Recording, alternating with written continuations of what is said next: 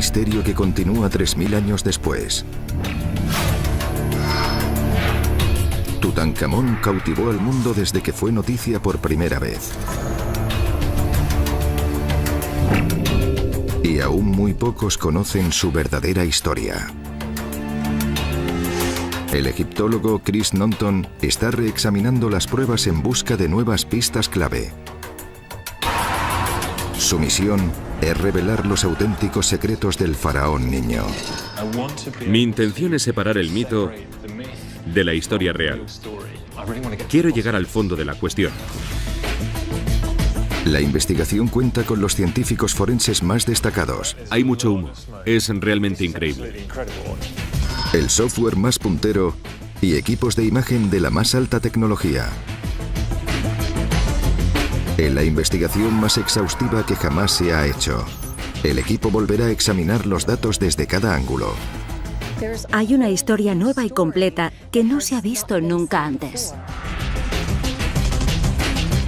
La investigación revelará increíbles respuestas a las eternas preguntas. ¿Por qué su tumba se encontró prácticamente intacta? ¿Qué hace única a su momia? ¿Cómo murió? El verdadero Tutankamón.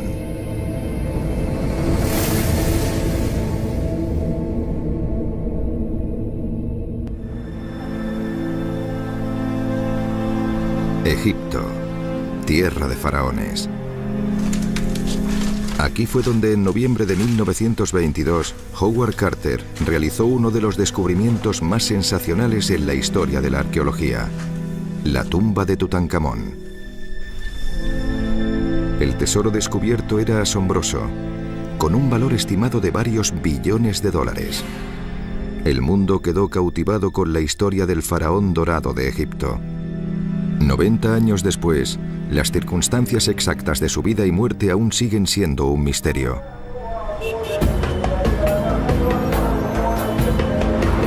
Para el egiptólogo Chris Nonton, este eterno rompecabezas ha avivado su continua fascinación.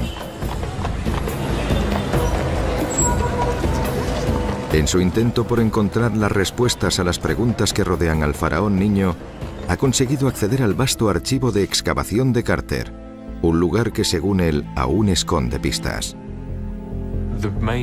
La razón principal por la que aún quedan tantas preguntas sin contestar sobre Tutankamón y su entierro es que, finalmente, la inmensidad del descubrimiento derrotó a Carter. Durante el resto de su vida, pasó su tiempo documentando los objetos, pero murió sin haber publicado nada. Sus notas se archivaron en cajas, cayendo casi en el olvido. Nadie hojeó el material e intentó contestar a las preguntas. Escondidas entre estos documentos originales se encuentran las pruebas de que el faraón niño tuvo un entierro extraño y desfavorable. Ciertos aspectos del entierro resultan anómalos. Por ejemplo, había una gran cantidad de objetos depositados en la tumba de una manera un tanto desorganizada. Podemos verlo gracias a este dibujo. También hay cierto misterio acerca del estado de la propia momia. Las fotografías de la momia muestran que las condiciones en las que se encontraba en su descubrimiento eran bastante desafortunadas, y Carter anotó que había varias vendas de lino por todos lados, ligeramente envueltas. Este lino había sido reducido a la consistencia del hollín. Existen muchos aspectos inusuales en este entierro, muchas preguntas sin resolver. Con estas primeras pistas y otros detalles desconcertantes revelados en sus notas, Chris comienza su investigación para resolver los misterios de Tutankamón. Comenzamos en el mismo lugar en el que Carter hizo su gran descubrimiento: el Valle de los Reyes en Egipto. Dentro de este valle hay un panal de tumbas de antiguos faraones egipcios. Muchas son grandes y complejas, como un laberinto de cámaras interconectadas. Impresionantes estructuras construidas para albergar al faraón durante toda la eternidad tras su muerte.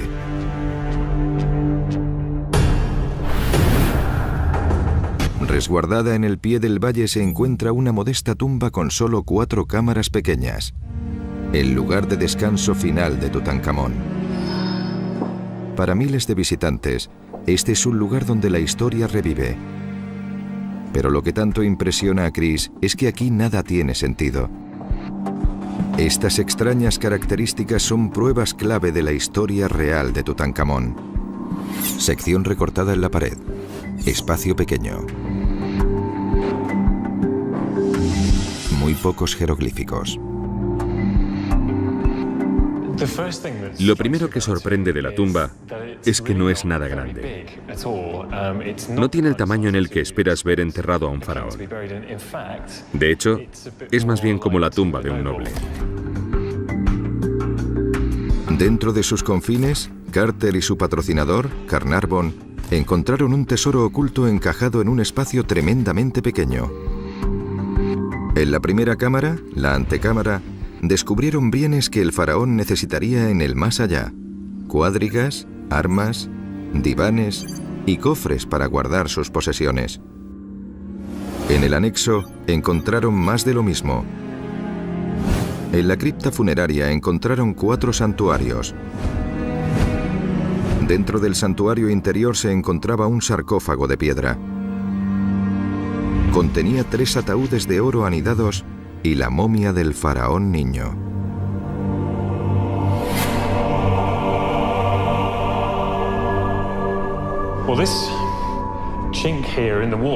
Este boquete en la pared es el resultado del traslado de una gran serie de santuarios a la cripta funeraria. Estos santuarios son enormes. Solo había 30 centímetros entre el santuario exterior y la pared, por lo que los responsables del funeral tuvieron que pasarlo mal para meter todo este material. De hecho, la única manera en que pudieron hacerlo fue quitando este trozo de pared. Esto nos dice que esta tumba no había sido diseñada para albergar estos santuarios. Estaban hechos para un lugar mucho más grande, para otro sitio. Otra característica poco usual se encuentra en los propios muros. La decoración de la tumba es realmente escasa. La cripta funeraria es el único lugar de la tumba que se decora.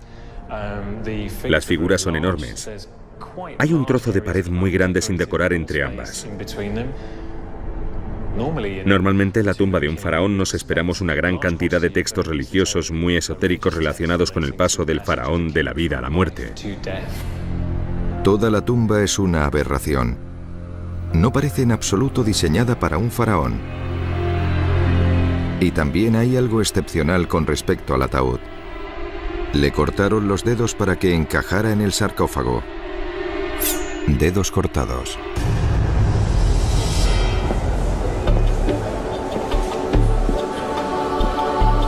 Dentro del ataúd final, en la misma momia, Carter encontró el objeto más emblemático de todos: la máscara mortuoria de Tutankamón.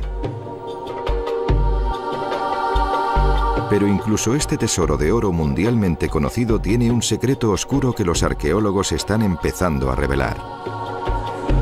Para conocer más, Chris ha quedado con Yasmin El-Sasli, del Museo Egipcio de El Cairo. Este es uno de los objetos más icónicos del mundo. Miles de personas vienen a verlo cada año, pero deduzco que hay más de lo que se ve a simple vista. Exacto. Es una pieza muy famosa. La gente lo observa por su glamour, pero rara vez lo estudian realmente. De hecho, comenzó a estudiarse en condiciones hace poco. ¿En serio? Si observas el objeto de cerca por aquí, verás que hay señales de remachado y soldadura. Dentro de la máscara, donde pocas personas miran, hay una pequeña pista de algo inusual.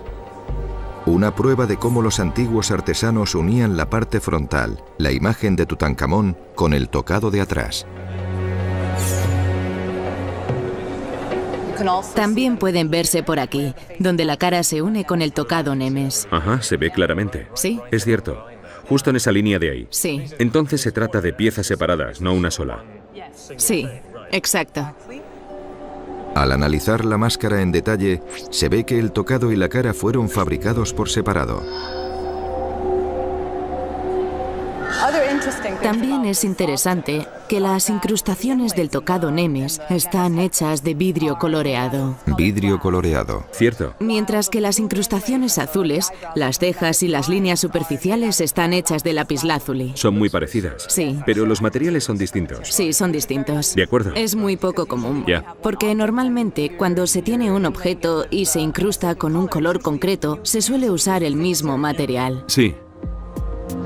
El uso inesperado de lapislázuli y vidrio sugiere que el tocado y la cara se hicieron en momentos distintos. Además, las orejas están agujereadas. Se sabe que solo las mujeres y los niños llevaban pendientes gracias a las obras conservadas del antiguo Egipto. De acuerdo. Los faraones adultos no llevaban. ¿En serio? Sí. Vale. Pero quien enterrara a Tutankamón intentó hacerlo pasar por un tocado de hombre. Cuando esto se encontró en la tumba, los lóbulos de las orejas estaban bañados en oro. ¿Qué descubrimos al juntar todos estos datos? Bueno, la teoría es que la máscara no fue diseñada originalmente para Tutankamón ¿En serio? y que la cara fue cortada en cierto momento y reemplazada por la de Tutankamón. De acuerdo. Entonces todo, excepto la cara, pertenece a otra persona. Simplemente pusieron su imagen encima y por eso pensamos que se trata de Tutankamón, pero no es cierto. Exacto, y era una mujer porque se sabe que solo las mujeres y los niños llevaban pendientes. Vale. Los faraones adultos no. ¿En serio? Vaya. El tocado de la famosa máscara mortuoria de Tutankamón, con sus orejas agujereadas, se hizo bastante antes que la cara y fue diseñada originalmente para una mujer. Hay otro objeto en el museo que podría tener la clave de la identidad de esa mujer. Algunos egiptólogos creen que el ataúd medio de Tutankamón fue fabricado para su madrastra, la reina egipcia Nefertiti. Se trata de una teoría nunca estudiada hasta ahora. En Riverside, California, el profesor Amit Roy Chaudhry trabaja con el software más puntero en reconocimiento facial, desarrollando programas para empresas de seguridad y para el ejército. Utilizando la última tecnología, pretende resolver el puzzle e identificar para quién se hizo originalmente el ataúd medio de Tutankamón. La pregunta que queremos responder es, ¿con qué máscara mortuoria coinciden mejor las características del ataúd medio, con la de Nefertiti o con la de Tutankamón? Para calcular la similitud entre dos caras, el primer paso del software es identificar y localizar los rasgos faciales de ambos individuos. El profesor Roy Chaudhry comienza con Nefertiti. Esto es una malla de cara en azul. En esta malla hemos marcado los rasgos de interés, los rabillos de los ojos, la boca y esas cosas. Cuando la malla se alinea por completo con la cara, el ordenador sabe encima de qué parte de la cara va cada punto. A partir de la malla, el ordenador produce un número limitado de puntos de referencia en zonas cruciales de la cara, proporcionando un patrón característico. Se repite el mismo proceso con la máscara mortuoria de Tutankamón. Ahora el profesor Roy Chaudhry tiene un patrón único para ambas caras. El objetivo de esto es encontrar una medida objetiva y un número.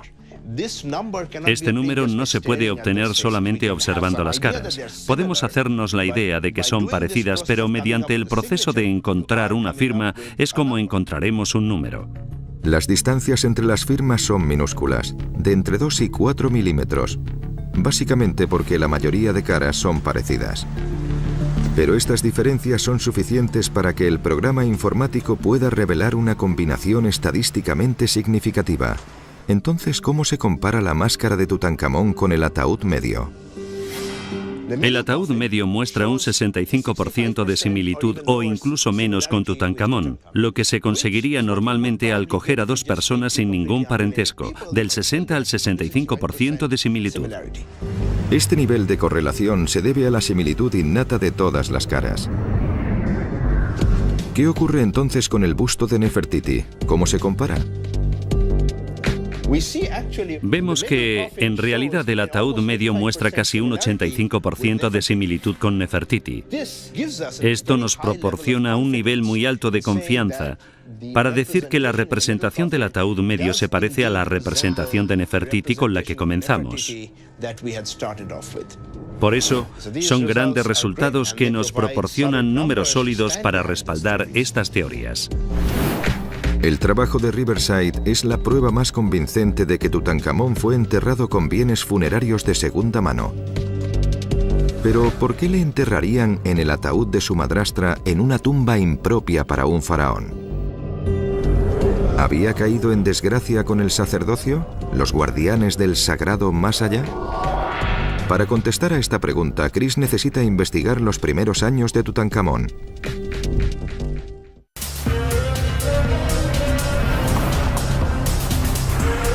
Se dirige hacia el sur, al actual Luxor, la antigua capital religiosa egipcia de Tebas. Allí conocerá a la egiptóloga Melinda Hartwig, quien ha descifrado una pista esencial de la tumba.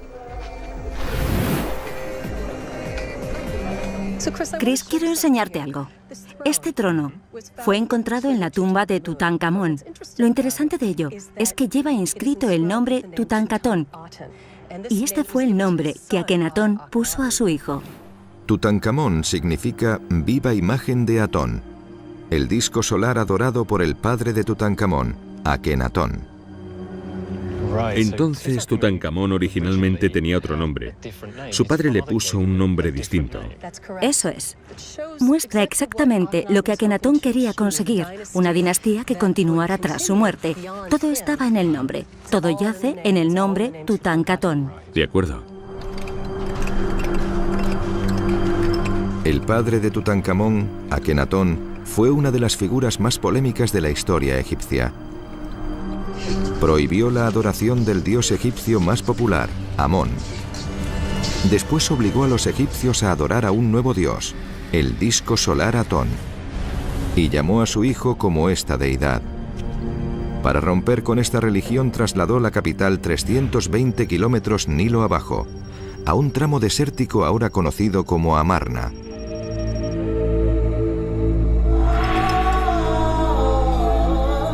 El padre de Tutankamón murió cuando él era solo un niño. Y el joven fue coronado faraón. Heredó un reino en crisis. En las tumbas excavadas de Amarna se encuentran personas raquíticas que murieron de malnutrición severa. La esperanza de vida era de solo 22 años. El sueño de Akenatón se había convertido en una pesadilla. Debemos pensar en ese pobre niño. La utopía de su padre se desmoronaba ante él. Aquella enorme carga caía sobre sus hombros de 9 años. Y, por supuesto, se sentía aislado. ¿Qué otra cosa podía hacer sino recurrir a sus asesores de confianza?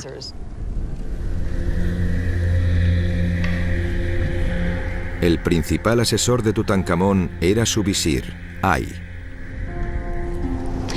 Ay tenía 61 años cuando Tutankamón fue coronado faraón. Sirvió en la corte de Amenofis III. Más tarde sirvió al padre de Tutankamón, Akenatón, y después se convirtió en un cercano asesor vitalicio para Tutankamón. Egipto se encontraba en un estado de agitación económica y religiosa, por lo que estamos bastante seguros de que Ay manejaba los hilos y de que consiguió llevar a Tutankamón a la conclusión de que la religión Atón no funcionaba. La única manera de salvar a Egipto era continuar venerando a los antiguos dioses, y eso hizo Tutankamón. Poco después de convertirse en faraón, el joven Tutankamón tomó una de las decisiones que definió la historia de Egipto. Abandonó la ciudad de su padre, Amarna, y trasladó de nuevo el centro de culto a Tebas, realineándose con el antiguo dios Amón. Tutankatón significa viva imagen de Atón, por lo que cambió su nombre a Tutankamón, que significa viva imagen de Amón. Es un nombre muy cercano al de Dios Amón para demostrar su lealtad al mismo. Para consolidar su relación con los sacerdotes de Amón, Tutankamón se puso el nombre con el que le conocemos hoy. En el templo de Karnak hay más pruebas sobre lo lejos que llegó su devoción. Aquí tenemos la estatua de Amón con los rasgos de Tutankamón, que nos muestran lo lejos que llegó, abrazando por completo al dios Amón-Ra, hasta el punto de reflejar su propia cara en la estatua del dios Amón. El faraón niño era un héroe nacional. Había reunificado Egipto y hecho las paces con los sacerdotes.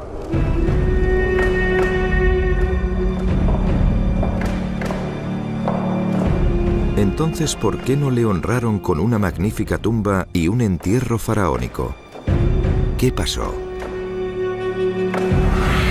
¿Podría el misterio de su muerte dar alguna respuesta?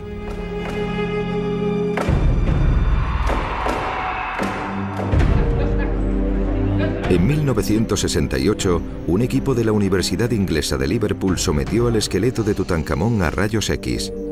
Para su sorpresa, encontraron fragmentos óseos sueltos dentro del cráneo. También descubrieron un estrechamiento del hueso en el fondo del cráneo que parecía el resultado de una hemorragia cerebral. Esto podría haber sido causado por un golpe en la parte trasera de la cabeza, provocando por tanto su muerte.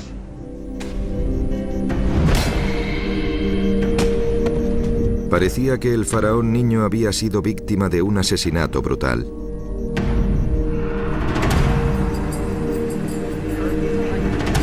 Pero en 2005 aparecieron pruebas nuevas. Se realizó un escáner completo de CT de la momia de 3000 años. En un principio se buscaban más indicios que respaldaran la idea del golpe en la cabeza.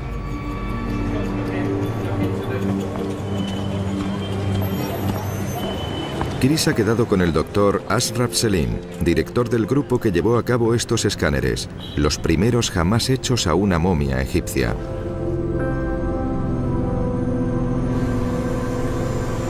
El objetivo principal era buscar la fractura hundida. No lográbamos encontrar ninguna en el cráneo.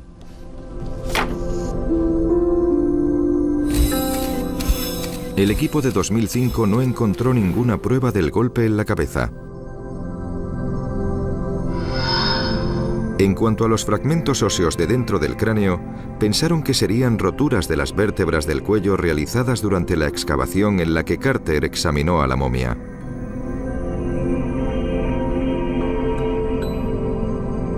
El asesinato no parecía ser una respuesta. Pero no encontraban nada más. Observamos una fractura peculiar en la parte inferior del fémur, en el lado izquierdo.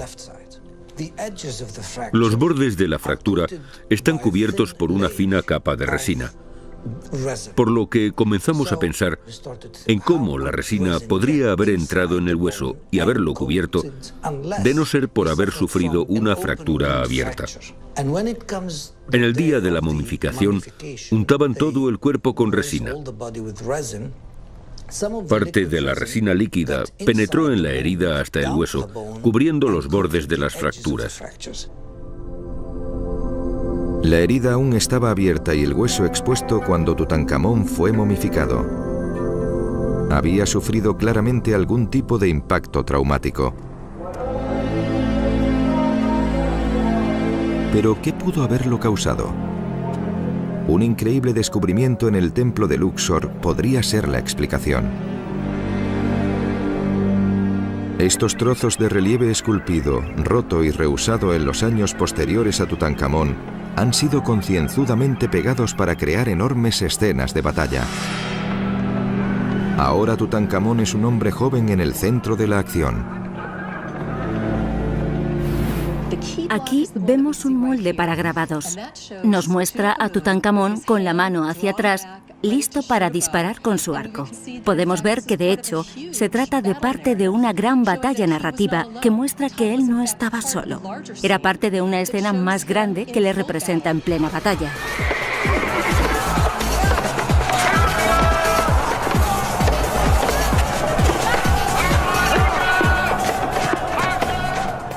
En estos relieves se pueden ver detalles específicos, como las manos de los enemigos clavadas en lanzas de la misma forma que un kebab. Se ve a gente cayendo de la ciudadela y en el barco se contempla la imagen de un asiático enjaulado que se encuentra literalmente suspendido sobre la proa. Ya veo. Pero lo realmente interesante de los vívidos detalles de la matanza de esta batalla es que lo que vemos indica que se trata de eventos históricos reales, a diferencia de otros eventos imaginarios. Esto nos hace pensar que Tutankamón era un guerrero y que participaba en estas batallas. Por primera vez se encontraron pruebas de que Tutankamón fue un guerrero que luchó en las principales batallas extranjeras. Las esculturas podrían proporcionar pistas sobre su muerte.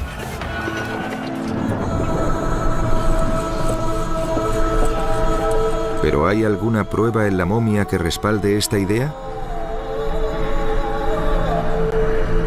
¿Qué tipo de herida de guerra podría haber causado el daño encontrado en el cuerpo? El doctor Robert Connolly de la Universidad de Liverpool, Inglaterra, trabajó con el equipo que practicó rayos X a Tutankamón en 1968. Volvió a las láminas originales e identificó algo extraordinario acerca del cuerpo de Tutankamón, que previamente se había pasado por alto. Estos son los rayos X del pecho de Tutankamón. Varias características inmediatas. Primero, no tiene esternón, ha desaparecido por completo. Muchas de las costillas del lado izquierdo están rotas.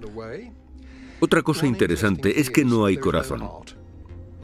Esto es casi único, según mis conocimientos, acerca del embalsamamiento real. Siempre se reemplazaba el corazón, se momificaba con cuidado y se solía colocar un escarabajo de corazón. Tutankamón no lo tiene. Por eso sospecho que su corazón estaba tan destrozado que ni siquiera pudieron usarlo como parte de su paso al más allá.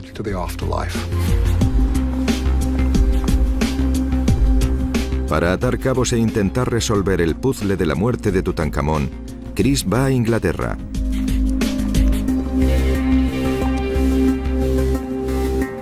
Se encuentra en el Instituto Forense de Cranfield. Aquí un equipo de científicos combina los datos de los escáneres originales y los rayos X que se han realizado durante décadas. Han creado una simulación del cuerpo de Tutankamón en una autopsia virtual utilizando un único invento: la tabla Anatomage. Es un sistema de visualización de imágenes médicas. Esto ayudará en el examen más exhaustivo jamás llevado a cabo acerca de la muerte de Tutankamón. Aquí el equipo pretende resolver el misterio de una vez por todas. Esto permite explorar el cuerpo como si estuviera aquí. ¿Se puede ver dentro? ¿Se puede conseguir una versión mejor de esto? Sí, se puede. Podemos mostrar algunos de los daños. Se ha sacado la caja torácica y la pelvis. De acuerdo. ¿Puedes explicarnos qué ocurre aquí, en las partes ausentes? ¿Qué pudo haber causado esto? ¿Cómo ocurrió? Parece que hubo muchos daños en la parte izquierda concretamente. Encontramos amplios daños en la parte izquierda de la caja torácica, donde se encuentra el corazón. Sí. Pero el cráneo y, curiosamente, la clavícula izquierda permanecen intactos. Aquí también hay daños. Toda la parte izquierda del ilion, la pala ilíaca, ha desaparecido. Ya veo. Os estoy señalando dónde debería estar. Falta esta parte de la pelvis. Vale, obviamente debería encajar este lado. Debería, somos simétricos. Y ha desaparecido por completo. Y encontramos una fractura en la rodilla izquierda también, justo encima. Decías que el corazón debería estar por aquí, ¿verdad? Sí. ¿Lo dibujamos? Sí, ¿se puede? Sí. El corazón estaría por aquí. Vale. Justo en un área ligeramente dañada. El daño se concentra en esta zona de aquí. Sí. No había corazón en la momia de Tutankamón, lo cual es muy poco frecuente. ¿Por qué será? Eso corresponde al daño. Quizá el propio corazón estaba dañado. Probable que si hubiera un daño severo antes de su muerte, concentrado en el lado izquierdo, su corazón fuera dañado también. Por ejemplo, si recibió un impacto directo en su caja torácica, es posible que las costillas se astillaran y agujerearan sus pulmones, y probablemente el corazón. Claro. Y por tanto se podría dañar fácilmente. Y sí, yo diría que fueron los embalsamadores quienes se lo quitaron. Si esta hipótesis es cierta y el corazón estaba tan dañado como para retirarlo, tuvo que haber sido algo realmente serio. Tuvo que ser un daño severo. ¿Por qué todo el daño se centra en esta estrecha franja? ¿A qué se debe? Puede que suene inverosímil, pero ¿podría tratarse de una rueda que le recorriera esa parte del cuerpo?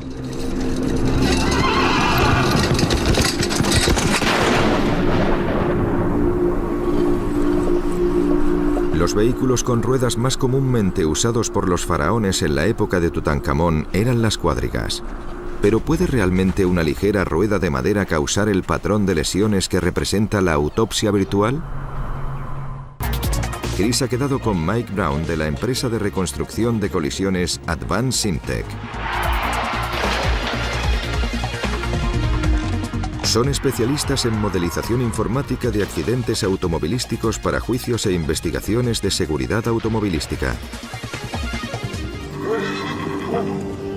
Por primera vez, Mike pretende comprobar si el mismo software es capaz de crear modelos informáticos para analizar un supuesto de colisión de cuadrigas. Quizá esto pueda arrojar luz sobre lo que le ocurrió a Tutankamón. Lo primero que Mike quiere hacer es entender cómo funciona una cuadriga. ¿Intentas mantenerte en ese eje o te pones delante? ¿Cómo repartes el peso? Debes poner la mayor parte del peso sobre el eje. Ha ido a conocer a un grupo de especialistas que tienen una réplica de una cuadriga egipcia, perfecta para su propósito de reconstrucción virtual. Te avisaré justo antes de que el escáner pase por ti. Con un escáner de láser construye una imagen de 360 grados de la cuadriga con el conductor en su sitio, que luego insertará en el software. Vale, ahora volverá hacia ti, Jack. También añade un acelerómetro para medir la velocidad de la cuadriga.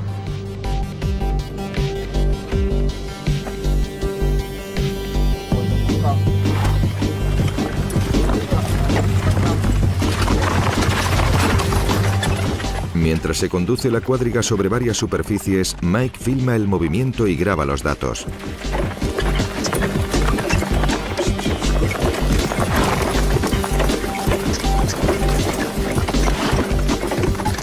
De primeras estoy muy contento con lo que veo. Estoy observando los ritmos de aceleración, el cambio de movimiento. Lo que haremos ahora es llevarnos los datos a la oficina y prepararlos para la reconstrucción de Tutankamón. Con su software, Mike quiere comprobar si puede recrear un accidente que encaje con el patrón de traumatismo de la momia. Con la misma precisión que usaría para un accidente automovilístico, realiza varias simulaciones que presentará al equipo de Cranfield. Voy a enseñaros parte del trabajo que hemos hecho. El primer ejemplo es el conductor sobre la cuadriga. Esta golpea algo del suelo, lo suficiente para hacerla volcar. El auriga pierde el equilibrio y sale disparado de la cuadriga. De hecho, se revuelca por el suelo hasta que pierde su arranque. Se trata de una lesión demasiado grave para una situación como esta. La lesión principal está en la cabeza. También encontramos trauma general por todo el cuerpo, pero la cabeza es la parte crítica. Vale, eso no encaja con lo que vemos aquí. En la momia de Tutankamón no hay daños en la cabeza. El simple hecho de caer de una cuadriga no habría provocado las lesiones observadas en la momia. El siguiente modelo muestra a Tutankamón tumbado en el suelo, siendo atropellado. Pero impactara como impactara la cuadriga contra el cuerpo, no produciría el patrón de lesiones específico en línea recta en pelvis y torso que se observa en la momia. Para Mike, aún queda otro supuesto por probar. En este supuesto, el auriga está en el suelo, pero no tumbado como antes. Está sobre sus rodillas. Esto nos permite conseguir un impacto directo, una contusión en el torso. La rueda va a impactar en la parte izquierda de la pelvis y del pecho. Hemos desarrollado diversas variantes de ello.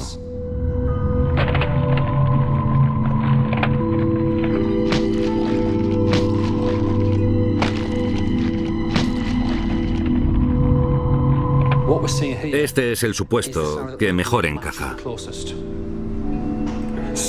Entonces, ¿estáis de acuerdo con que este tipo de golpe provoca un traumatismo visible en el lado derecho, pero no toca las partes del cuerpo que aparentemente están intactas? Es una buena combinación de lesiones. Encaja con los hechos y los síntomas que vemos aquí, y es lo bastante severa como para causar la muerte. Sí. ¿No te parece, Mike? Buena pregunta. ¿Es suficiente? ¿Tan grave es el accidente? Todo está en su sitio, pero ¿es suficiente para matar a alguien? Hay órganos críticos tras la caja torácica. A tal nivel de traumatismo, la fuerza se aplica directamente sobre el pecho. Se comprimen las costillas, posiblemente se rompan y, por lo tanto, detrás están los pulmones y el corazón, órganos críticos para la supervivencia. Mike ha diseñado una simulación que reproduce las lesiones observadas en la momia. Esto encaja perfectamente con el supuesto de la batalla en la que Tutankamón fue masacrado.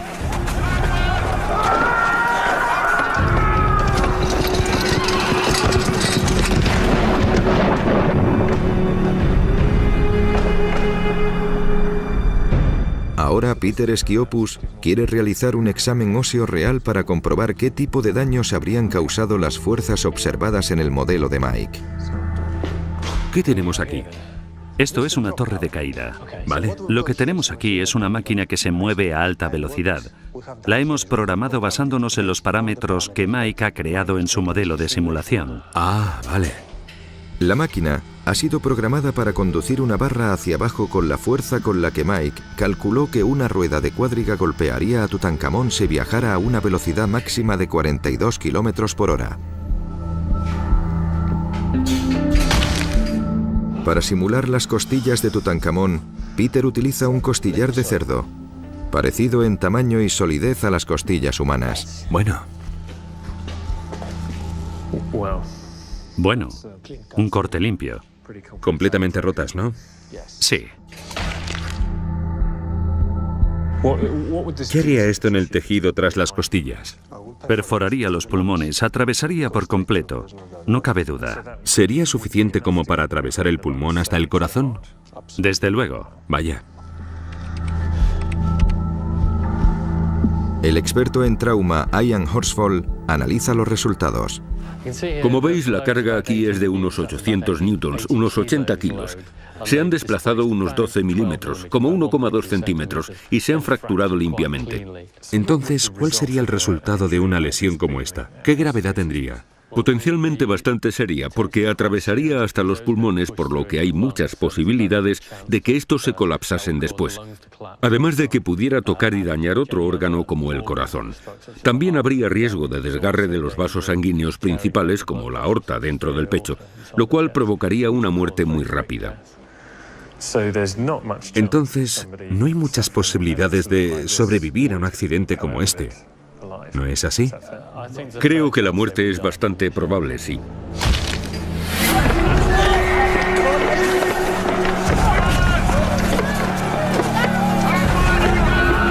Las pruebas de Cranfield sugieren que Tutankamón podría haber muerto fácilmente en el campo de batalla.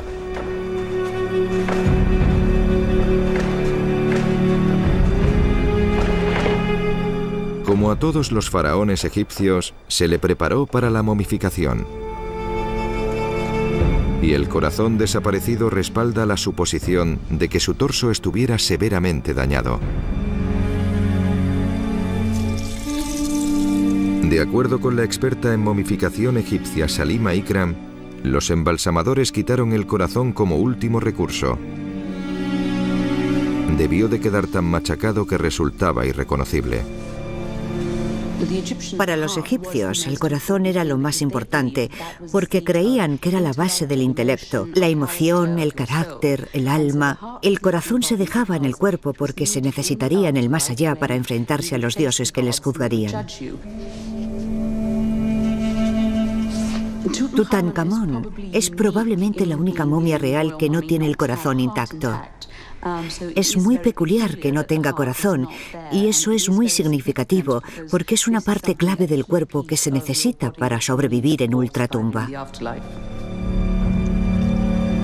Los egipcios momificaban a sus muertos porque creían que vivirían para siempre, que la ultratumba era la vida eterna, por lo que necesitaban preservar el cuerpo lo mejor posible, ya que el alma debía volver a entrar en él para reanimarlo y vivir así a nivel físico en el más allá, igual que a nivel espiritual.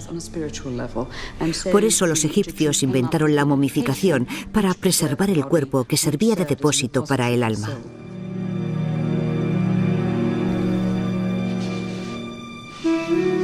La momificación era un ritual en el que se secaban los cuerpos con sales y se ungían con aceites y resinas antes de envolverse en vendas de lino. Las momias de la 18ª dinastía, los predecesores inmediatos de Tutankamón, son consideradas por muchos los ejemplos más sofisticados de embalsamamiento que existen. Pero según Howard Carter, la momificación de Tutankamón no coincidía con las normas de la época. No solo por la ausencia del corazón. Además, Carter lo describía como un despojo carbonizado. Aún así, no ofreció ninguna explicación a esta conclusión ni realizó más análisis. ¿Se quemó la momia de Tutankamón? ¿Cómo?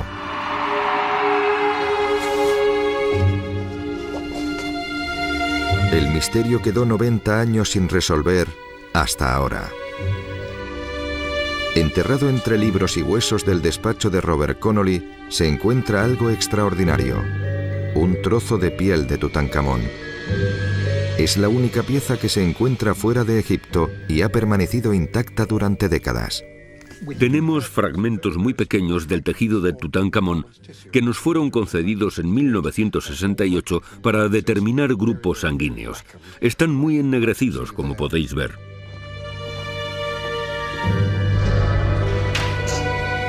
Robert quiere realizar un examen químico para descubrir qué ha provocado el ennegrecimiento. Como control, también cogerá una muestra de esta momia para poder compararla con sus hallazgos sobre el tejido de Tutankamón. Esta momia es una muy buena comparación para trabajar con Tutankamón. Pertenece casi seguro a la 18ª dinastía y por eso será de la misma edad que Tutankamón. Vamos a coger un trocito. Robert pretende colocar las muestras de tejido bajo un microscopio de escaneo electrónico para descubrir su composición química. Tengo una muestra para ti. El microscopio funciona lanzando un rayo de electrones a la muestra y midiendo cómo se dispersan al rozar los átomos del tejido. El patrón de dispersión indica a los investigadores qué elementos químicos se encuentran presentes en la muestra y en qué proporciones relativas. Esta es, según tengo entendido, la primera vez que se analiza a una antigua momia egipcia mediante este método espectroscópico. La primera muestra analizada es la momia de Liverpool. Para ayudar a Robert en su análisis está el arqueólogo Matthew Pontin.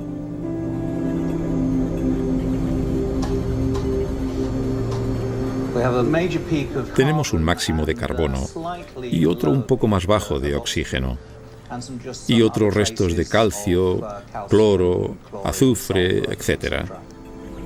Estos son los elementos que esperamos encontrar en un trozo de tejido momificado, con carbono y oxígeno dominando el espectro y otros elementos presentes en menores cantidades. La siguiente muestra a analizar es la de Tutankamón. Esto es un fragmento de piel tomado del hombro y está muy ennegrecido. Observaremos la superficie exterior para comprobar si refleja de algún modo el espectro observado en la momia de Liverpool. Lo sabremos muy pronto. ¿Qué tal va? Casi está. Hay también carbono y oxígeno, como es de esperar. Pero la mayor diferencia está en los niveles de carbono y oxígeno. El máximo de carbono es mucho mayor. Sí, es un máximo de carbono espectacular, ¿verdad? Hay considerablemente más carbono libre presente en esta muestra. Esto se entendería si el cuerpo se hubiera quemado durante la momificación o inmediatamente después de este proceso. Robert ha encontrado pruebas de que la piel ennegrecida de Tutankamón se debe a su carbonización. Algunos científicos creen que los excavadores son los responsables de esta, pero Robert y Matthew no. Es cierto que Howard Carter achicharró la momia de Tutankamón con una serie de estufas al sacarla de la placa base. No estaban lo bastante calientes, solo a unos 200 grados. Para producir las quemaduras que se ven en la superficie de la momia, creo que se necesitan temperaturas considerablemente más altas. 500 grados. Temperaturas de cocción, por así decirlo. ¿Cómo de caliente debe estar para chamuscar la superficie de la carne, sí. La carne. 230 grados en el horno. Esto es una revelación. La momia de Tutankamón es la única momia real quemada que se conoce. De alguna manera, el cuerpo momificado cogió mucha temperatura, pero no se destruyó por completo.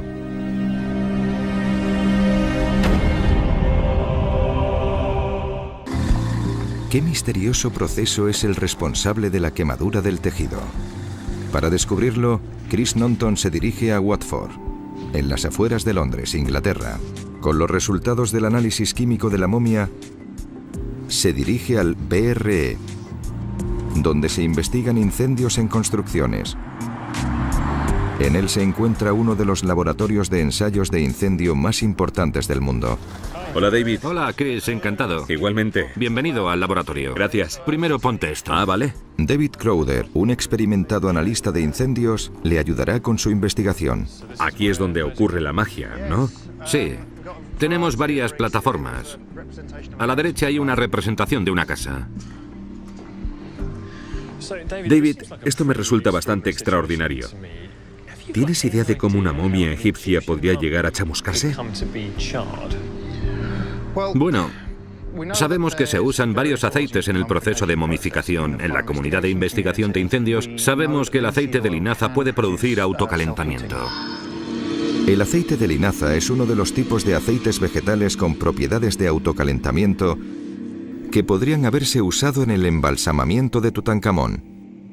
La reacción térmica se acelera cuando el aceite se expande por una superficie grande, como las telas o vendas empleadas en la momificación. ¿Pero podría eso quemar una momia? Hemos preparado unos cuantos trozos de tela y aceite de linaza. Queremos maximizar la superficie del aceite que se está adhiriendo a las telas para que la reacción pueda tener lugar con el mayor acceso al aire posible. El autocalentamiento se produce cuando el oxígeno del aire reacciona con el aceite al secarse. Cuanta más superficie haya, más oportunidades habrá de que se produzca la reacción de secado, lo cual genera más calor. Para que ocurra es importante que el aceite no se haya secado, que aún esté húmedo. Sí, si el aceite ya hubiera completado su reacción, entonces no expulsaría más calor. Pero si los aceites del cuerpo aún estuvieran húmedos cuando se colocaron las vendas, entonces sí es posible. Sí. Las telas se empapan y se colocan firmemente para que el aceite no se seque demasiado rápido. Como las vendas de esta momia, donde el aceite aún está húmedo. Después se cubren con más telas, como las vendas exteriores de las momias. Esta es la zona de ensayo donde colocaremos las muestras. Aquí tengo pares térmicos. Los metemos en los vendajes y así podremos controlar la temperatura que se alcanza dentro. Si salimos y echamos un vistazo al equipo de registro, podemos ver el tipo de temperaturas que se consiguen. Un par térmico es un sensor electrónico de temperatura que envía una primera lectura a un ordenador en la sala de control del laboratorio. Durante media hora, Chris y David observan atentamente las lecturas. Pero no parece que ocurra nada con las muestras. De repente la temperatura aumenta vertiginosamente. Empieza a salir humo, hasta que la reacción alcanza una velocidad desenfrenada. Tenemos temperaturas, como veis, de 324 y casi 360 grados en estas. Estás de broma, en tan poco tiempo. Sí. ¿Has superado los 300 grados? Sí. Es realmente increíble. Un simple proceso con aceite de linaza, telas y aire. Te sientas, observas y ocurre.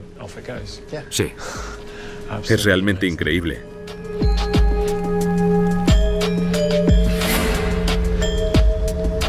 En los últimos años, este tipo de reacciones ha provocado varios incendios importantes como este de Filadelfia. Se originó cuando un constructor se olvidó unas telas mojadas en aceite.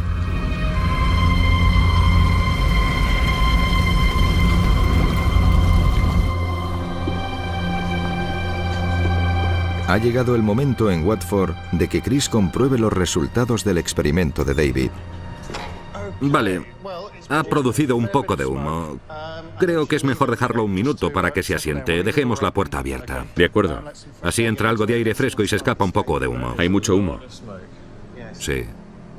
Y todo esto procede solo de las 4 muestras. Solo de las muestras, sí. Producen mucho humo. Madre mía, vaya. No me puedo creer que las muestras estén tan calientes como para echar tanto humo. Los vendajes al aire libre se han quemado rápidamente porque hay mucho oxígeno. Pero para Tutankamón encerrado en su ataúd, la reacción tuvo que ser mucho más lenta, carbonizando la piel con poco humo y sin llamas.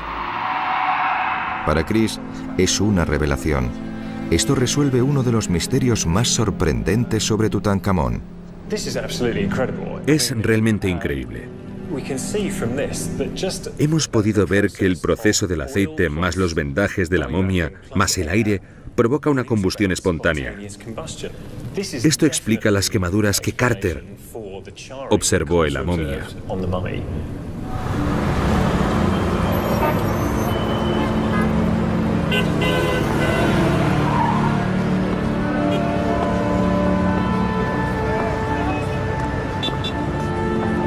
Armado con sus nuevas y explosivas pruebas, Chris vuelve al Cairo. Quiere discutir estos descubrimientos con la experta en momificación Salima Ikram.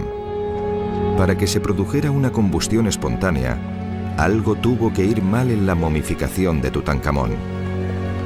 Normalmente son 40 días de disecación y después 30 días de aplicación de aceites, ungüentos y resinas y envoltura.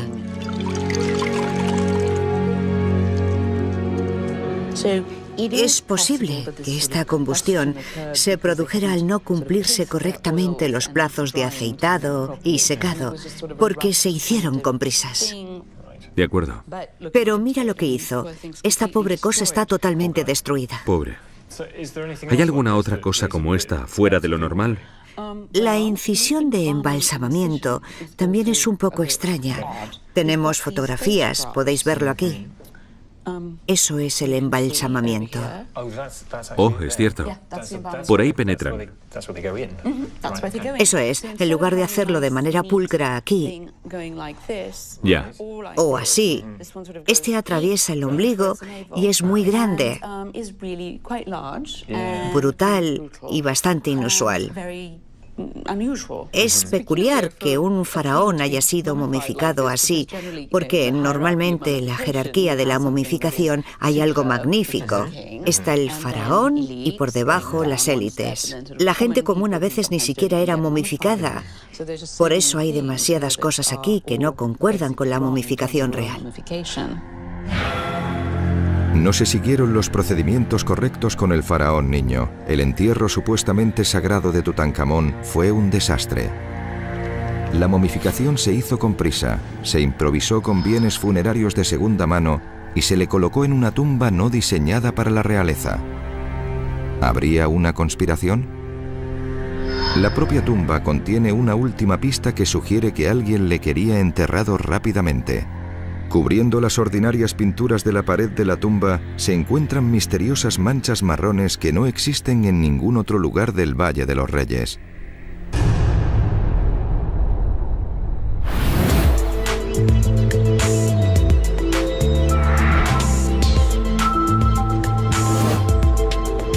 Son el sujeto de un estudio llevado a cabo por el Instituto de Investigación Getty en Los Ángeles, California.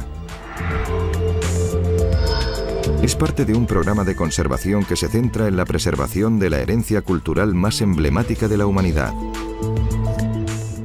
Nuestro proyecto es la conservación de la tumba de Tutankamón. Estamos preocupados por el impacto de los visitantes, la cantidad de sudor y humedad de las pinturas de las paredes y de la propia tumba. Ha habido rumores de que estaban saliendo manchas, de que la tumba estaba en peligro. Por temor a una infestación, los científicos de Getty examinaron una muestra del material marrón en un espectrómetro de masa, una máquina que distingue la composición química exacta de un espécimen. En la Universidad de Harvard, el microbiólogo Ralph Mitchell analiza sus resultados. ¿Veis este pico? Esto indica gran cantidad de ácido málico, que es un producto metabólico común de los microbios. Esto significa que las manchas son microbianas en su origen. Ese es un gran primer paso, pero los investigadores necesitan saber si estos microbios se están reproduciendo. ¿Están cubriendo realmente la tumba? Cogemos un trocito de pared y la colocamos bajo el microscopio de escaneo electrónico. Lo que vemos es un trozo de piedra de la tumba, magnificado 1000 veces, que nos muestra que, sorprendentemente, no hay ningún microbio vivo en la piedra.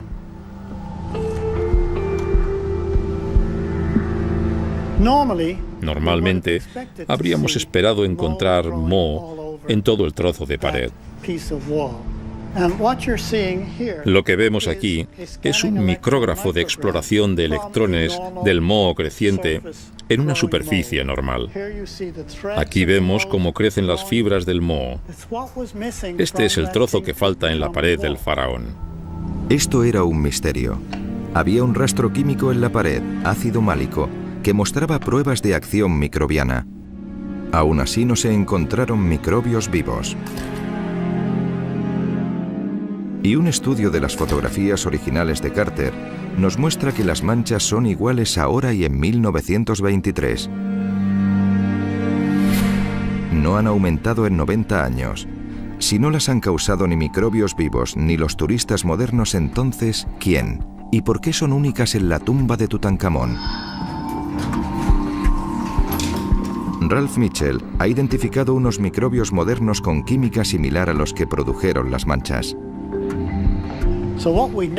Ahora nos gustaría saber qué tipo de entorno permitiría el crecimiento de estos hongos y produciría las manchas marrones. Por eso creamos un experimento de simulación. Ralph cree que el crecimiento de hongos depende de la humedad y que las paredes de la tumba de Tutankamón tuvieron algún tipo de humedad, lo que permitió la aparición de moho. Para probarlo, tomó una muestra de los trozos de piedra y de tela húmedos y secos, y los dejó durante una semana para ver qué ocurría. Como esperaba, el espécimen seco muestra muy poco crecimiento, pero ¿qué ocurrió con el húmedo? Después de una semana, se puede ver que tanto en la piedra como en el lienzo hay un gran crecimiento fúngico. Ralph lo considera un indicador del entorno de la tumba de Tutankamón cuando ésta se selló. Y la razón por la cual es única. Esta tumba se preparó con prisas. Se pintó con prisas. Enterraron al faraón en la tumba y la sellaron. Hay humedades porque la pintura no se había secado. La tumba se convirtió en una incubadora.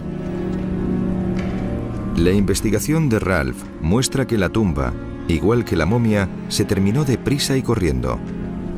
Pero ¿quién podría apresurar el proceso sagrado del enterramiento? ¿Y por qué?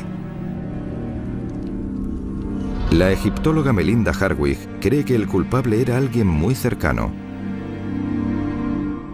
Sabemos que Tutankamón fue enterrado rápidamente, lo cual implica que lo enterró alguien cercano, alguien de clase alta, un oficial, y tenemos una pista que nos indica quién pudo ser. Ay, el visir, aparece representado en la ceremonia de apertura de la boca. Esta ceremonia se realizaba con una azuela ritual.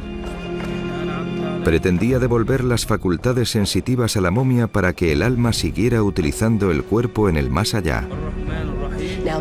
Normalmente lo hacía el hijo del padre fallecido, pero aquí solo tenemos el ejemplo de un oficial realizando este ritual sobre el faraón fallecido.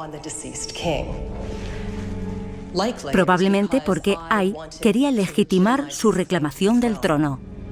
Ay había sido el asesor jefe de Tutankamón desde que éste fuera coronado. Sintió que le tocaba gobernar. Pero las pruebas muestran que Tutankamón había nombrado a otra persona para sucederle en caso de desastre. Tutankamón quería a Horemheb, su general, como sucesor, pero Horemheb estaba luchando en Siria, dejando un vacío de poder. La otra cuestión era que los dos hijos de Tutankamón y Angesenamón habían muerto. Por ello, no había sucesor legítimo, dejando un vacío de poder del que Ay podría aprovecharse. Como asesor principal de Tutankamón, Ay podría dirigir el entierro del faraón mientras Horemheb seguía en la guerra y apoderarse así del trono. También hay que tener en cuenta que cuando un faraón moría, se convertía en un dios, por lo que tanto por la parte viva como muerta, era favorable para Ay convertirse en faraón de Egipto.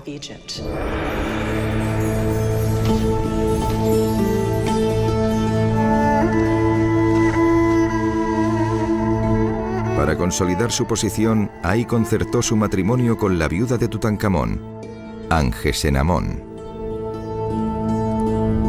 Hay pruebas de un anillo grabado con el cartucho de Ay y el de Angesenamón.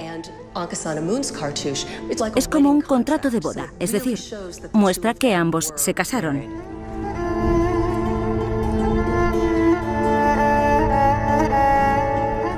Pero Ay ya era viejo, y su reinado fue corto. Vivió solo 4 años más.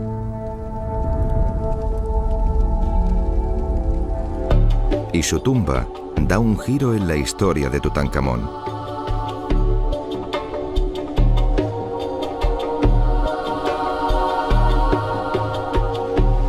Esta es la tumba de Ay. Es mucho más grande. Está más decorada que la de Tutankamón. Sin embargo, parece destinada a Tutankamón. Es el tipo de tumba que un niño de 9 años, esperando vivir mucho tiempo, habría empezado a construir. Pero no fue Tutankamón quien acabó aquí, sino Ay. Existe una interesante teoría que dice que las tumbas están cambiadas. Lo que pasó entonces fue que esta tumba, la de Ay, estaba diseñada para Tutankamón y la de este sería finalmente para Ay. Ahí fue enterrado con los ornamentos de un gran faraón, supuestamente en la tumba robada de Tutankamón. Y las peculiares características de la tumba de Tutankamón ya tienen una explicación. Al parecer, el faraón niño fue enterrado apresuradamente en las estrechas cámaras de Ay para que su asesor pudiera hacerse con el trono. Después, los guardas de la Acrópolis sellaron la tumba condenando a Tutankamón a una eternidad de insignificancia. Pero por alguna misteriosa razón que hasta hoy ha contrariado a los arqueólogos, la suya sería la única tumba real en el Valle de los Reyes en sobrevivir intacta durante siglos.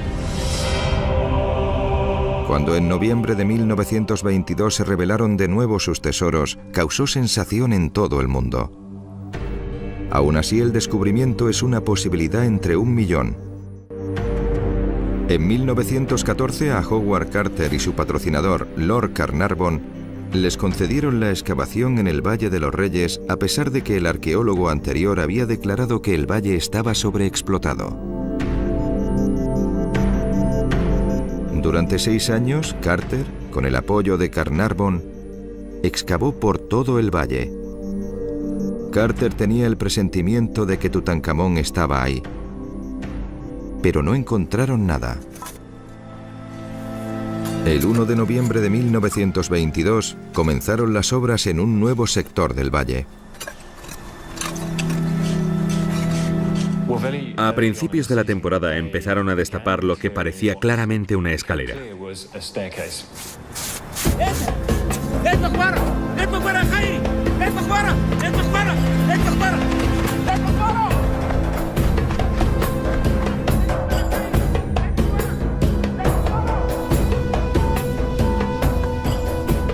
Al final de la escalera, encontraron una puerta bloqueada y enyesada con las marcas de los sellos ovales que esperaban. En este punto, Carter envió un telegrama a Carnarvon para decirle: por fin hemos hecho un maravilloso descubrimiento. Hay una puerta sellada con los sellos intactos. 3 semanas después, Carnarvon llegó a la excavación. Entonces los trabajadores ya habían despejado el pasadizo hasta la segunda entrada bloqueada.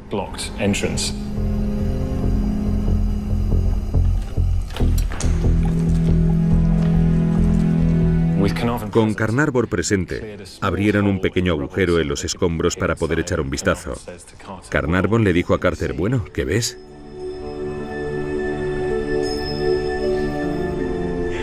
Y en ese momento Carter nos pronunció sus inmortales palabras.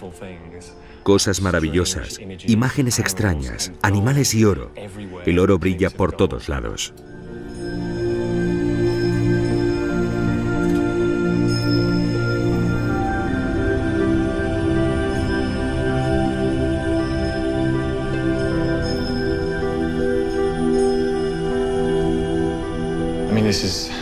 Es indescriptible. Es todo lo que un arqueólogo puede desear. Una tumba intacta, tal y como estaba 3000 años antes. Es lo mejor que te puede pasar como arqueólogo.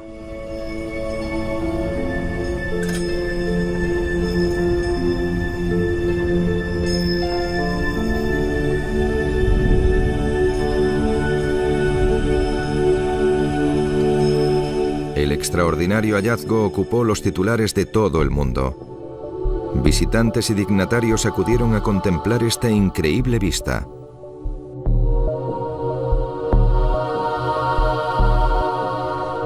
Era el descubrimiento arqueológico más importante que se había hecho hasta entonces. Tenía todos los ingredientes deseados. Criaturas exóticas, dioses y diosas, objetos espectaculares y realmente bonitos. Oro resplandeciente por todos lados, como dijo Carter. Carter reclutó un equipo para conservar y recoger los tesoros con el fin de moverlos a El Cairo de forma segura. Había divanes bañados en oro y un glorioso trono. Cofres del tesoro y maquetas. En el centro de la tumba había una serie de ataúdes. El más interior estaba hecho de oro macizo y pesaba 110 kilos, contenía la momia del faraón niño. Pero Carter pronto se dio cuenta de que no estaba tan inmaculada como se esperaba. Carter se fijó en que parte del material de la tumba había sido profanado y esto era muy significativo, por lo que incorporó a su equipo a un hombre llamado Alfred Lucas, que tenía experiencia en investigación de la escena del crimen. De hecho, se le conocía como el Sherlock Holmes de Egipto. Lucas identificó varias pruebas de que la tumba había sido asaltada antes de que Carter llegara. De nuevo, las fotografías de Harry Barton muestran claramente las pruebas que indicaba Lucas. Algunos de los objetos colocados dentro de los cofres estaban claramente destinados a guardarse en otro lugar, y probablemente así fue. Lucas también descubrió que en un caso en particular había huellas en uno de los cofres que quizá pertenecían a la gente que había entrado y profanado el material.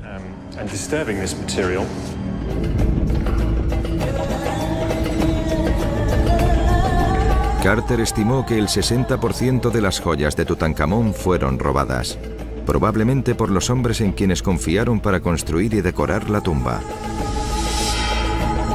Pero los elementos más importantes, los cofres de oro y la máscara, permanecían intactos. Esto es único en el Valle de los Reyes. El resto de tumbas reales del valle habían sido saqueadas en una ola criminal que había azotado a Egipto 200 años después de la muerte de Tutankamón. Esta es la tumba de Ramsés VI, despojada en la antigüedad por ladrones que consiguieron incluso reventar el sarcófago de granito macizo. ¿Qué cambió desde la época de Tutankamón? ¿Cómo sobrevivió intacta esta tumba?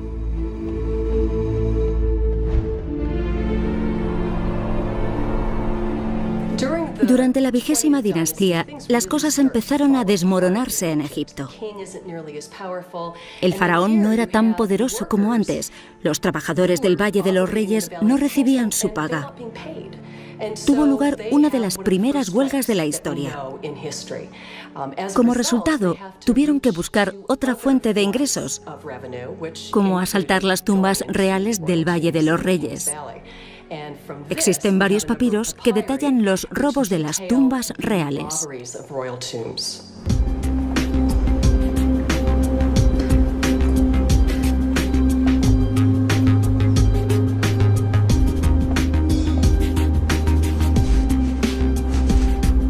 Uno de estos notables documentos habla de los asesinatos en serie que se produjeron en aquella época turbulenta. Se conoce como el papiro Mayer B y fue escrito hace casi 3000 años. Detalla el juicio de un saqueador de tumbas en la 20ª dinastía de Egipto. ¿Qué dice este texto? Habla de la tumba de Ramsés VI en el Valle de los Reyes. Por los documentos sabemos que a menudo la gente involucrada trabajaba en la comunidad de construcción de tumbas y Mayer B se refiere a dos hombres de esta comunidad de trabajadores. En realidad fueron asesinados por otro miembro de la banda. Impresionante. Estos ladrones irían muy lejos para borrar sus huellas. ¿Se sabe algo de las personas que hicieron esto? Obviamente fueron capturadas. Sí. ¿Y qué les ocurrió después? Algunos papiros hacen alusión a los castigos que recibirían y habían recibido. Mayerá hace referencia a las personas condenadas por crímenes y habla de la hoguera. Vale. En realidad, los mataban de una manera brutal. Otra parte del documento muestra la cantidad de metales preciosos que los ladrones se llevaban de las tumbas. Sí, hay un inventario de los tipos de objetos que se llevaban de las tumbas, hechos de cobre, oro o plata, el tipo de material del que estas bandas podían deshacerse rápidamente.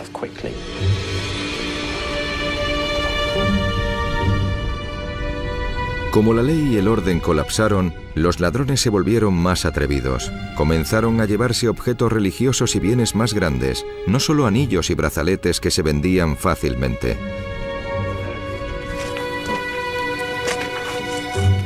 Los ladrones más exitosos desarrollaron una red de contactos entre sacerdotes y altos cargos. Necesitaban gente que les ayudara a blanquear los bienes robados. Si tenían bienes reconocibles como oro y joyas procedentes de una tumba real, era bastante obvio de dónde habían salido. Por eso necesitaban cómplices. Necesitaban oficiales de alto rango para blanquear los bienes que habían robado de las tumbas.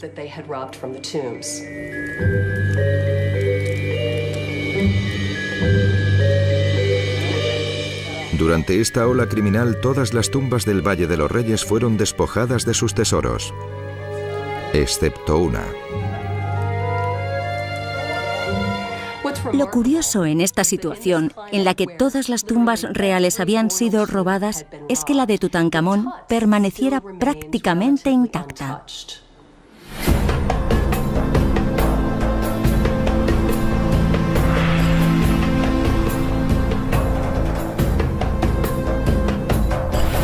El geólogo Steve Cross ha intentado resolver este misterio durante toda su vida.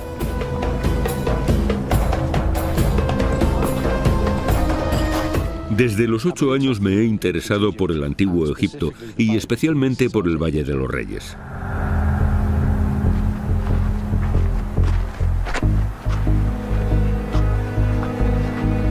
Este estudio comenzó originalmente intentando responder a una simple pregunta: ¿por qué la tumba de Tutankamón estaba intacta en su descubrimiento cuando todas las tumbas habían sido saqueadas en la antigüedad? ¿Por qué la dejaron intacta?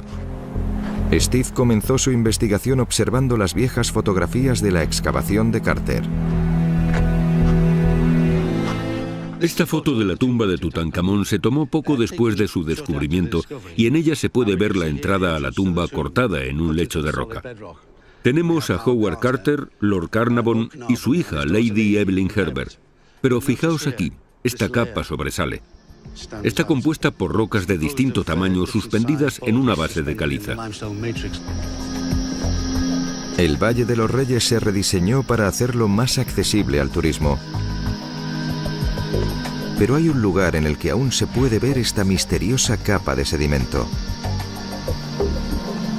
Esta es la entrada a la tumba 55. Lo que vemos aquí es la misma capa que cubría la tumba de Tutankamón. Es idéntica con todas estas rocas de distinto tamaño suspendidas en esta base empolvada de caliza. Lentamente se iba desarrollando una teoría, pero Steve necesitaba más pruebas. Pensó que encontraría una pista fuera del camino trillado, justo sobre la tumba de Tutankamón. Lo que vemos aquí son los fundamentos de un antiguo muro. Se les llama muros, pero en realidad son diques. Era al menos 3 veces más alto y servía para retener las inundaciones que llegaban con fuerza desde este arroyo. Las inundaciones vendrían de una cascada sobre ese acantilado que bajaría rápida y verticalmente e inundaría el valle alrededor.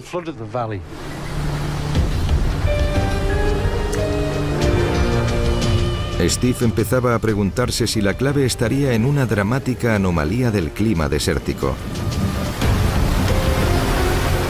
Una riada, una de las fuerzas más devastadoras del desierto.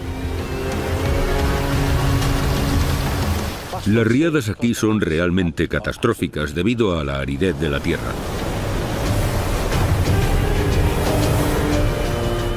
Mueven grandes cantidades de desechos que arrastran a su paso por el valle. Es una auténtica catástrofe. Steve encontró otra pista para respaldar su teoría en una de las tumbas anteriormente robadas del valle. Esta tumba es el lugar de enterramiento de los hijos de Ramsés II. Sus cámaras interiores son ejemplos de la fuerza de las inundaciones a lo largo de los años. Se aprecian claramente las sucesivas capas de inundación que han llenado esta cámara casi hasta el techo. Y una capa en particular, esta de aquí, va desde las piedras grandes progresivamente hasta las más pequeñas al llegar al tope de la capa de inundación. Esto fue causado por la riada al entrar en la cámara. Primero se cayeron las piedras más pesadas y después las más ligeras al reducirse la velocidad de la inundación.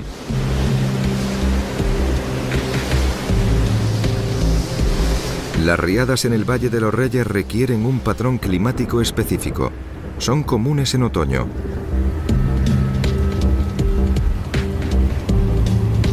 Un sistema de bajas presiones sobre el Mediterráneo sur genera vientos en dirección este sobre el sur de Egipto.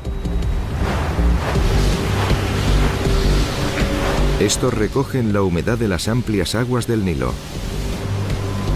Cuando la masa de aire se eleva sobre las colinas de Tebas hacia el oeste, la humedad cae en forma de lluvia torrencial.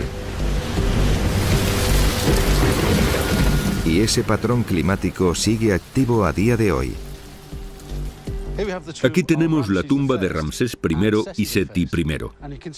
Como veis, se construyeron muros modernos alrededor de la entrada a las tumbas para protegerlas de las riadas actuales que volverán a ocurrir. Podemos ver que la tumba de Tutankamón está en el centro, en la parte más profunda de todo el Valle de los Reyes. La ubicación de la tumba de Tutankamón en el fondo del valle es crucial para la teoría de Steve. En tiempos del faraón habría una depresión rocosa por debajo del nivel actual del terreno del valle, con la tumba de Tutankamón cavada a un lado. Esto es una sección transversal de la zona central del valle, basada en los 3 informes de excavación. Aquí está la tumba de Tutankamón descendiendo por el lecho de roca. Sobre la tumba hay una capa de inundación de 1 metro y en la parte del este la capa es de 2 metros. Fue esta capa de inundación la primera que encontró en la fotografía original de Carter, a la cual responsabiliza de ocultar la tumba de Tutankamón.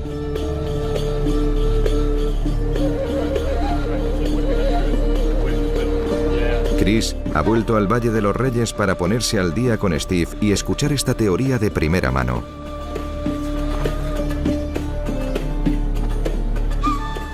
Steve, ¿puedes explicarme brevemente en qué consiste tu teoría? Claro. La riada de finales de la 18ª dinastía hizo converger 3 torrentes. Una riada arrasó por ahí, otra por ahí, y la tercera pasó por la tumba de Seti, ahí. Los 3 torrentes colisionaron aquí, en el centro del valle. Vale. Cuando los torrentes colisionaron, perdieron su velocidad y con ello la capacidad de transportar sedimentos. Entiendo. Y depositaron su carga aquí, en el centro del valle, cubriendo y ocultando la tumba de Tutankamón. De acuerdo. Entonces la capa de la inundación es este triángulo, Vale. justo en medio del valle. Se transportaron gran cantidad de escombros al mismo tiempo por estos 3 canales, a gran velocidad, y de repente se detuvieron aquí en medio. Los sedimentos se quedaron como muertos en el centro. Correcto. Vaya, resulta increíble pensar que un lugar como este, al que acuden miles de visitantes cada día, aún pueda ofrecernos nueva información. Solo hay que mirarlo desde una perspectiva ligeramente diferente. Es una ciencia distinta. Se debe observar en términos geológicos, no arqueológicos. Es una gran teoría, pero ¿realmente una simple riada podría haber sellado la tumba de Tutankamón durante miles de años? En la Universidad de Hull, Inglaterra, el hidrólogo Tom Coulter ha desarrollado un método único para modelar el movimiento de los sedimentos. Con un programa informático recientemente diseñado, puede recrear lo que ocurrió hace 3000 años con una impresionante precisión. Aquí tenemos el Valle de los Reyes, ubicado junto al río Nilo. Aquí podemos ver todos los campos próximos al Nilo. Si lo acercamos, podemos diferenciar una cuenca en forma de pera. La tumba de Tutankamón está aquí. Eso significa que todo el agua que se deposita aquí tras una tormenta o una riada fluirá por las pendientes de las colinas, congregándose al pie del valle, en lo que se encuentra la tumba de Tutankamón. Lo que podemos hacer con este modelo es simular el chubasco. Podemos ver cómo aterriza el agua y se deposita. Los torrentes crecen y la corriente se congrega alrededor de la tumba de Tutankamón, que está señalada en amarillo. Tras modelar el agua, podemos simular a dónde van los sedimentos al ser movidos por el agua, y eso es lo que os voy a mostrar. Según va aumentando la inundación, empezamos a ver una amplia zona de deposición. Una gran zona verde junto a la tumba de Tutankamón, y una vez terminada la riada, nos quedamos con una zona bastante grande, probablemente de 20 por 20 metros de sedimentos, con una profundidad de 1 metro en algunos puntos. Hay, por tanto, una gran posibilidad de que cualquier cosa debajo de eso, o en sus bordes, como la tumba de Tutankamón, quede enterrada. Quizá la belleza de esto esté en que, efectivamente, el suelo del valle quedaría como un lecho natural. O sea que es el camuflaje perfecto para la tumba. El modelo informático verifica la teoría de Steve, deducida de sus observaciones del suelo. Usando las pruebas de la tumba de Tutankamón, es posible incluso deducir cuánto tiempo después de la muerte del faraón tuvo lugar la inundación. Se encontró un collar de flores en su cuerpo, este de aquí. Y las flores usadas eran acianos y mandrágoras. Solo florecen de mediados de marzo a mediados de abril. Por eso fue enterrado en primavera. Dado que las riadas suelen ocurrir en octubre o noviembre, mi teoría es que la tumba estuvo abierta a la vista durante 7 meses en el mismo año en que fue enterrado.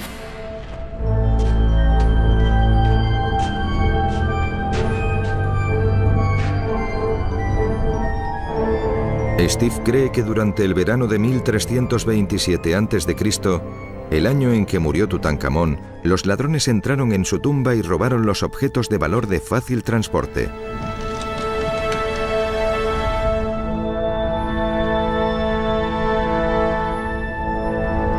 Poco después, resellaron la tumba.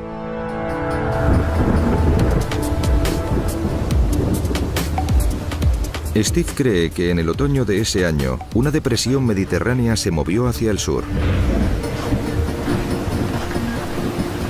Los vientos del este azotaron el Nilo y se formaron cumulonimbos sobre las tierras altas del oeste.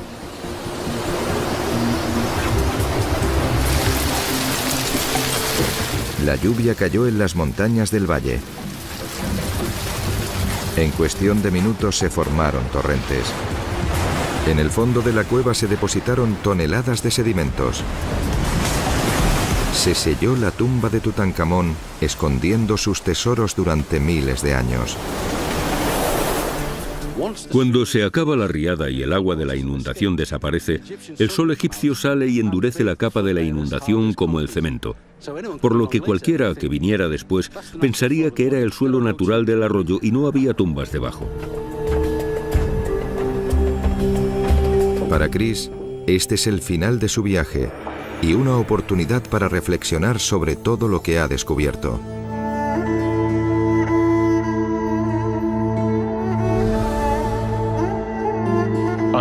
Creo que sé mucho más sobre él que antes. Y es muy gratificante haber podido ver las pruebas tan de cerca. Me siento más cerca de él. Creo que estamos más cerca de conocer a la persona real.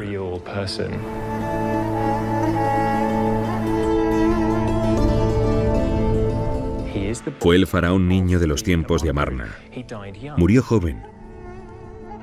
Murió de repente.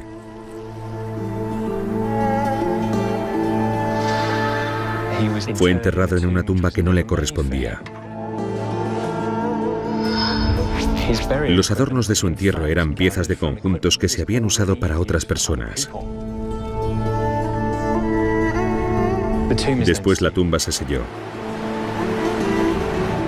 Y gracias al acto natural de Dios, quedó cubierta por completo hasta el momento en que Howard Carter descubrió la tumba y, lógicamente, se convirtió en la sensación hasta convertirse en la figura más conocida que tenemos del antiguo Egipto.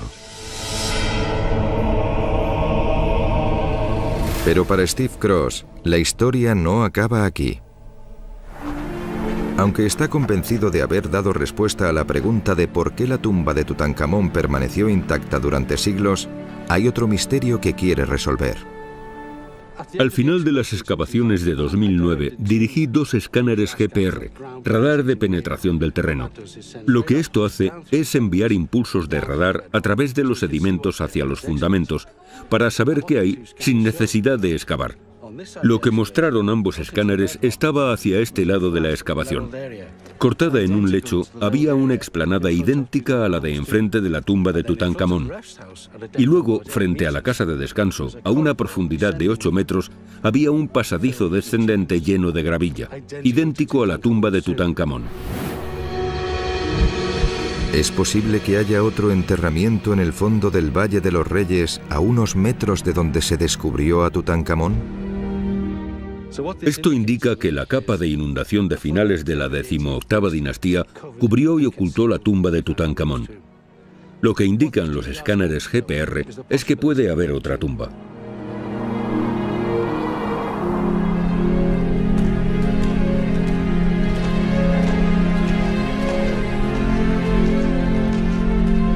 Si está en lo cierto y se trata de una tumba intacta, sería un descubrimiento que rivalizaría con el de Tutankamón hace 90 años.